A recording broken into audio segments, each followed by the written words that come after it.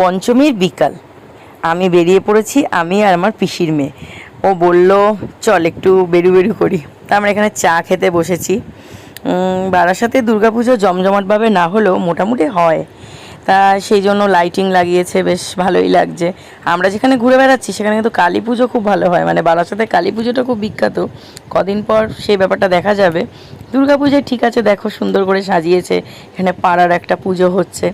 চা খেয়ে দুজনে মিলে পাশে একটু শপিং মলে ঢুকলাম। বেশ ভালো ভালো কুর্তির কালেকশান, এই কুর্তিটা আমার খুব চোখে লেগেছে, কিন্তু দামটা অনেক বেশি ছিল তাই নিইনি। আসলে শপিং করার কোনো মানে ওরম ব্যাপার ছিল না, এমনিই ঢুকেছি, হ্যাঁ একটু কালেকশান দেখি, সেই জন্য। শপিং তো হয়ে গেছে আমাদের, সেই কারণে। তো আর আমি বেরোলে পরে একটু হাওয়া খাই, এই করি বারাসাতের মধ্যেই, ওর বাড়িও আর আমার শ্বশুর বাড়িও, এই সব মিলিয়ে সব ঘোরাটোরা হয়ে গেছে আমাদের। আমরা ফাইনালি বেরিয়ে, আমার পিসির মেয়ে আমাকে চিকেন রোল খাওয়াচ্ছে, ও অর্ডার দিয়ে দিয়েছিল, ও আর আমি বসে খেয়ে নিচ্ছি। খেয়ে দিয়ে বেরিয়ে পড়েছি। দেখো আবার লাইটিংটা, এই পাড়ার লাইটিংটা এত সুন্দর করেছে, খুব ভালোই লাগছে। কালকে ইচ্ছে আছে কলকাতার ঠাকুর দেখতে যাওয়ার, আজকে মোটামুটি বারাসাতের মধ্যে ও আর আমি একটু ঘুরলাম।